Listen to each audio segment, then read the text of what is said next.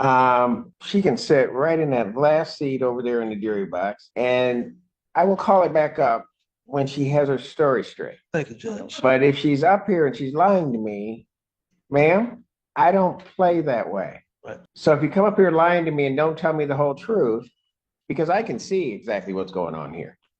I'm not stupid. But if you come up here lying to me, you're going to go. It's really simple. Thank you, Your Honor. Court calls case People versus Julie Vampa Pachon. I mess it up every I time. had that 5 times. All right. Assistant Public Defender on behalf of Miss Julie Valpachon. That's right. All right, please take your. Attorney Morgan Barroso on behalf of the people. Listen, Bumpachan. Thank you, Judge. I have spoken to Ms. Barroso and to Ms. Valpachon about this matter. We are close to a resolution. The people have made a reasonable offer. Go ahead. Have made a reasonable offer. The issue, if there's an NDOP, it's going to be requiring something to be paid off that may have already been paid off. So I need to get a receipt from Ms. Valpachon before we're prepared to resolve it. Or no. Before we're prepared to resolve it. So I'm asking for a short, either 1, 2, or 3 week adjournment, whatever fits the court schedule best, to get that receipt and turn it over to Ms. Barroso to see if that will help to resolve the matter. Okay, that's fine. Hey, but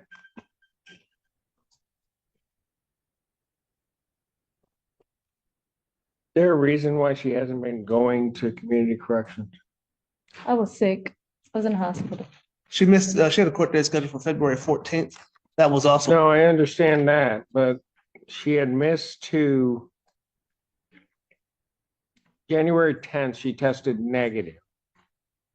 January 19th, she missed. January 22nd, she missed. January 24th, she comes in, test positive for THC.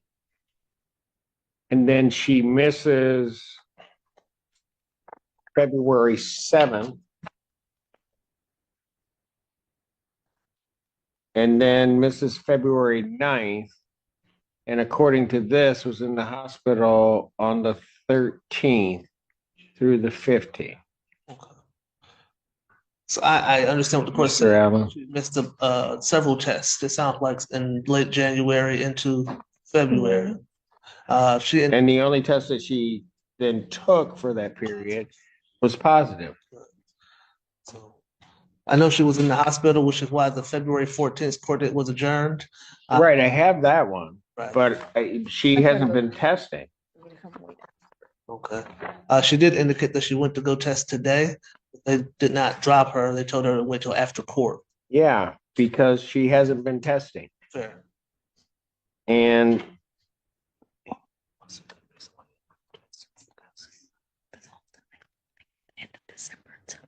I just found I had pneumonia.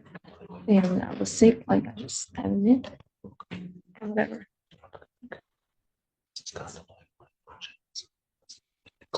did you read this violation report? I did not, Judge.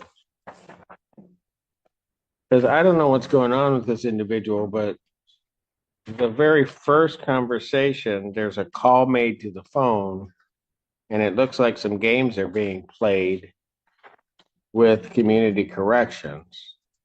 Okay. And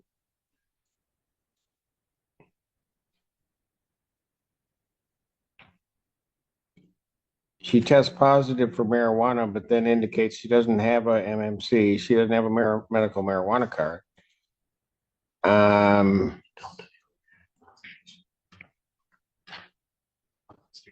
And that she was at a party and had 2 marijuana laced cookies.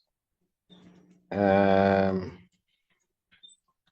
on. And they keep telephoning her, said she was unable to take the test on 119, having to pick up her kids. Then she reminded that they were open from 8 a.m. to 4:30 p.m., instructed to report to community correction on January 24th. She did, and that's when she tested positive. she hasn't given any on the February 15th, although the court has them. She didn't give any medical documentation to the two community corrections.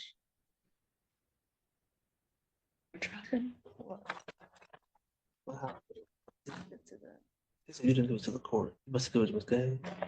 Oh.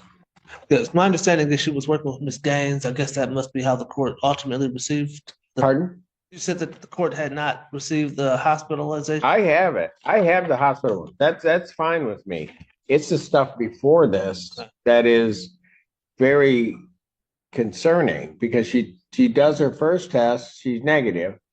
Then she just doesn't seem to do testing as though she's not taking what the court says very serious. I'll continue to go test. And then she's talking about, then there's this whole issue with the phone back at the beginning of January about the appointment.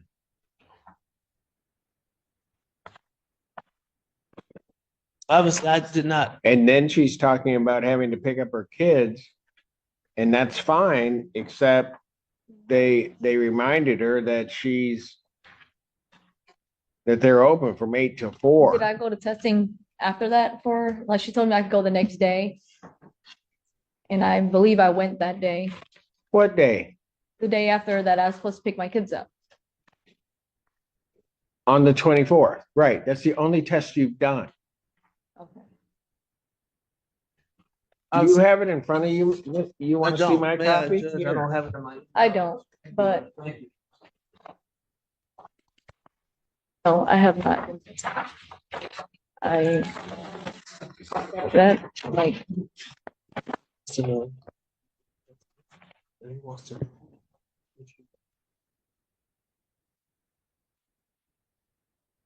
That's on 110. When she reported to community corrections required the intake. Yes, with the marijuana laced cookies, it appears, Your Honor. Yeah, approach. Yeah. So she had the marijuana cookies on which day? It looks like in the report she said on 110. That was after she was arrested. I guess so, Judge. But she just told me it was before she was arrested. So which one is it? before.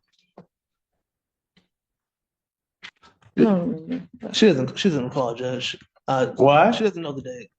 Obviously, Judge. I don't know when she was arrested. She believes it was So right. tell me about the phone. Because see, I have a feeling you're playing games with me. I don't know anything about no phone. I don't remember. I don't know nothing about no phone. The judge says that the report we're not returning, we're not making phone calls, it's not the right phone number for you to reach you to do the testing. Well, no, that beginning part of the report Yes, sir. where they tried to call and they said they were trying to return it to the owner and they said it was actually her on the phone. You understand what Judge Oh, said? yeah, when I lost my phone and That's what he's asking you about. yeah. I had lost my phone and I was getting it back from the person. That's what he's asking you And about. they said that person said somebody called me or something like that. And So Judge is asking you about the phone. When did you lose your phone? How did you get your phone back? He wants an explanation for when. I don't remember the exact dates, but whatever it is, I accept full responsibility. No, Whatever. Oh, I don't know you want to do that because that'll make my job a whole remember lot easier. when I lost it. Well, how'd you get it back? That's what he wants to know. I called my phone and I met up with the girl to give my phone back Okay, where? at the gas station. Okay, how'd she get it? I left it there. At the gas station. What gas station? He wants them details. The Citgo gas station right here outside of Hogback, whatever it's called right here. Okay. So my understanding from what she's telling me, Judge, is that she left her phone at the gas station, the Citgo. This was before the delayed marijuana cookies. That's my. Oh, okay. Correct? This is after the cookies. I ate the cookies before I was arrested. A couple of days before that, I got arrested on the 31st. Ma'am.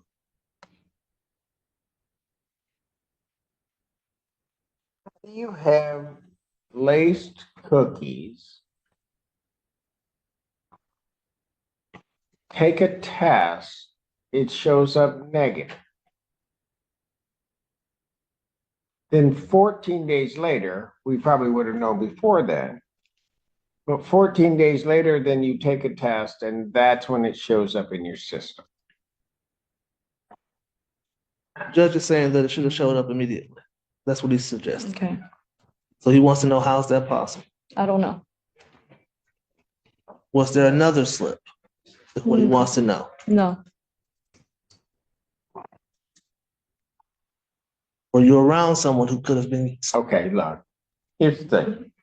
Mr. Feaster, I realize you may be at a slight disadvantage because you don't have the report in front of you. Judge. I'm gonna give you my copy of the report. She can sit right in that last seat over there in the jury box. And I will call it back up when she has her story straight. Thank you, Judge. But if she's up here and she's lying to me, ma'am, I don't play that way. Right. So if you come up here lying to me and don't tell me the whole truth, because I can see exactly what's going on here. I'm not stupid.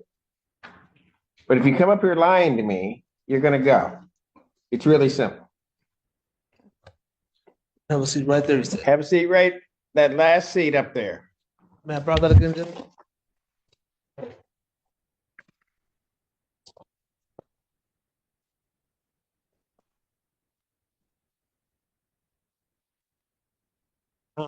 Two o'clock block already? No, I'm gonna take a break. Benson, why'd you go like, what do you have? I was told to be here by Queen Anne. Okay, then just sit there. The queen hasn't released you. I have two to substitute in for Reggie. You got someplace to go? Yes. No, he doesn't. I'm gonna grant the motions. So if you wanna go, go. And can I leave? Court's gonna stand in brief recess about just 5 or 10 minutes. All rise. Court recalls the case of the, Mr. Feaster here. People versus Julie Vampachang, I think. Ready again, Judge Torshell Feaster, Assistant Public Defender on behalf of Ms. Julie Von Pachan. And tomorrow at the podium. Please state your name again for the record. Julie Vampachan. Thank you, Jeff, for giving us the opportunity to pass this matter so I could get a copy of the report and review it. I did talk to Ms. Barroso about this report. Our office did not receive a copy of it, so I did not have it. We didn't have it, so I apologize for that, Judge. No, it's okay. In going through the report with Ms. Wapachan, I do have some corrections, clarifications to the information I was providing previously, Judge. She does. Oh, so now she's gonna tell the truth. Yes, Judge. Yes, Judge. Go ahead. Thank you, Judge. She did lose her phone at the Sunoco gas station at 3891 Platte. About 1/7. Is the Sunoco, The Sunoco. not the Sitco? Sunoco, right? Whatever one's right outside of here. Sunoco, I believe, is what she believes it was, Judge. She says that that phone was recovered prior to her first meeting with Community Corrections when she got her phone back on 1/9/2024. She went to Sunoco. She paid $100 to a Black female who had her iPhone 10. That phone did subsequently break. She took it and had it repaired or replaced at the iPhone store at Briarwood. She said when she did report on the 10th, per the report, Judge, she indicated to Community Corrections that she did have a marijuana cookie, 2 marijuana cookies. And so she indicated that she didn't know she was going to be positive. And that's when she said, what do I do when my test comes back positive? However, that apparently did not metabolize in her system at the point of that test, but she thought that first test would have been positive, Judge. Okay, so the cookies now appeared on the 10th. Yes, Judge. It happened the day before her reporting, Judge. So I guess that would have been the 9th, reported on the 10th. Go ahead. Okay. She indicated since that time, she has in fact been using marijuana, and that is why she has failed to make her testing dates, Judge. She indicates that she knew she was going to be positive on the 10th from the cookie, and she knew that subsequently she'd be positive from actual smoking of marijuana. So she missed those tests until she actually went in on 1/24 and tested and did have that positive result. She indicated that her last time smoking would have been 2 days ago on Tuesday, the 27th, Judge. She indicates that she does not have an addiction and that she can stop smoking, but that she had not stopped at this point, and that she takes responsibility. She apologizes. She sees how serious this is, and she wants Hold on a moment. I need to go back to the 9th. Okay. He had the cookie when? It would have been the day, either the 8th or the 9th. The party would have been, she believes it was the Friday, January the 9th, I believe that date was, she indicated, at her friend's party.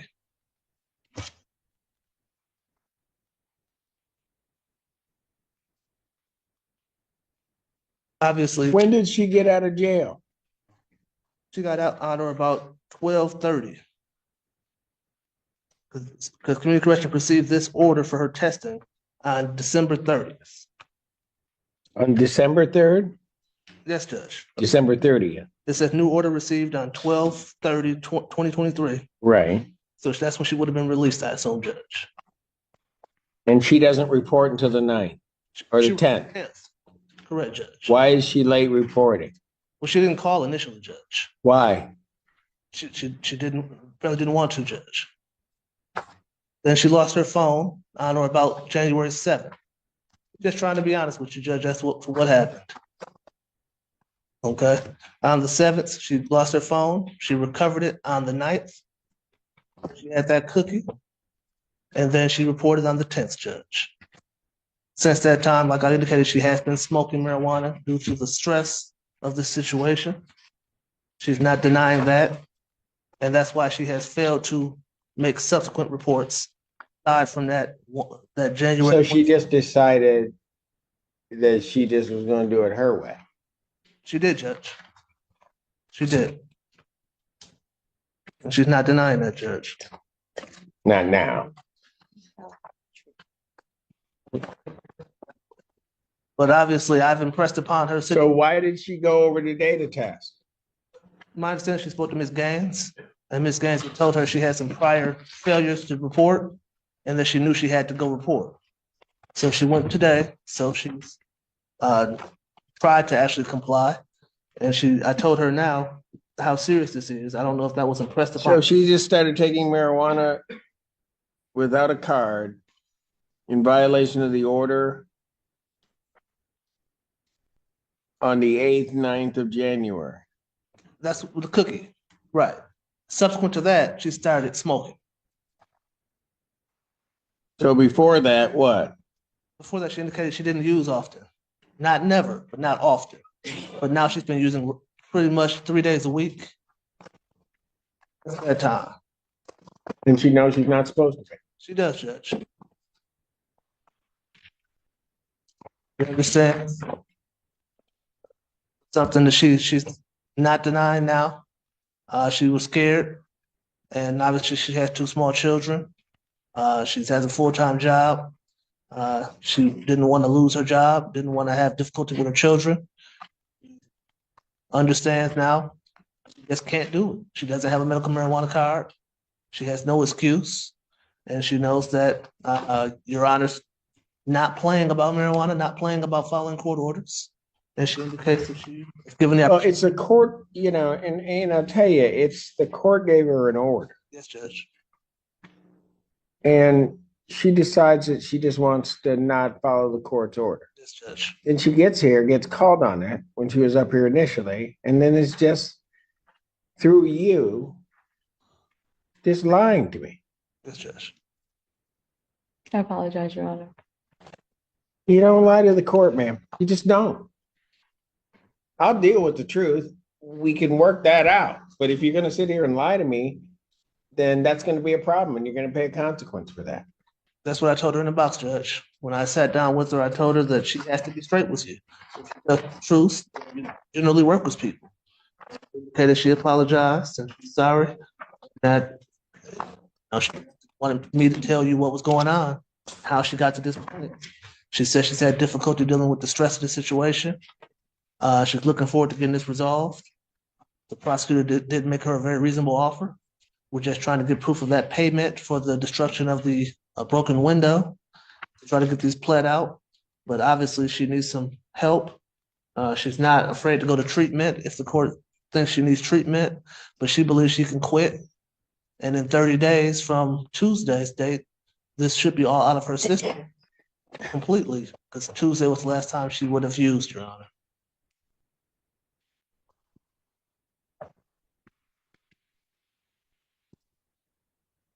But she did, the 27th. She just kept doing it. Yes, Judge. That's the problem. And the problem is, had she left here today, she would just continue doing it and continue violating this court's order. Yes, Judge. And quite frankly, her promise doesn't mean anything to me. Understood. It just doesn't. Had she taken the test, say, this is why I'm doing it. At this point, the entire direction of the case has changed. This is no longer just about missed drug tests or marijuana use. It's about credibility. In virtually every American courtroom, especially during pretrial release or bond supervision, judges expect strict compliance with court-ordered conditions. Missing tests is typically treated the same as failing them because the court cannot verify compliance. But what really caught the judge's attention here was the repeated inconsistency in Julie's explanations. Once a judge believes a defendant is being less than truthful, every future statement is viewed with greater skepticism. Defense counsel did the right thing by pausing the hearing, reviewing the violation report, and encouraging complete honesty, but rebuilding credibility in court is extremely difficult once it's lost. What do you think? Should the judge focus more on the admitted marijuana use, or was the dishonesty the much bigger problem? Failed the test, that's one thing. But she just decides that she doesn't have to take the test, takes the test, then decides she doesn't have to want to take the test, just continues using. Yes, Judge. So violating the court's order in two ways, first by her use and then also by not going to testing. And then all on top of that comes here and lies to me. Anything else you want to say? To her credit, she did eventually come forth and tell Your Honor the truth. She's came clean with me about what's going on and how we got in this situation. She acknowledges that she might have a problem because managing her stress, she's been unable to not use marijuana. And so she acknowledges that and is willing and ready to seek treatment, Your Honor.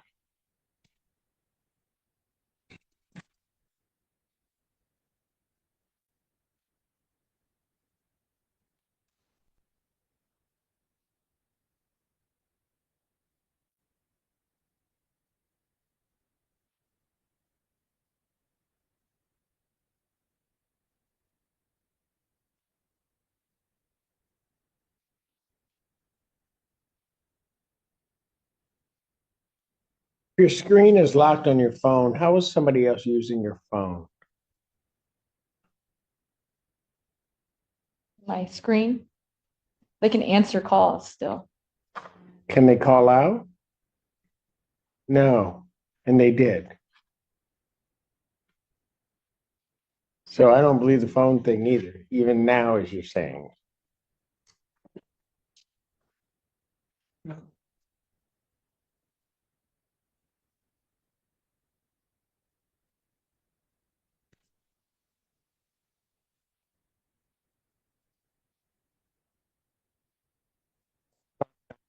Adjourned to March 7th, next week, 2020. Today's hearing is a powerful reminder that every decision inside a courtroom carries real consequences. Sometimes justice means accountability, and sometimes it means giving someone one final chance to change. Do you agree with the judge's decision? Share your thoughts in the comments, and don't forget to subscribe for more real courtroom stories and legal breakdowns.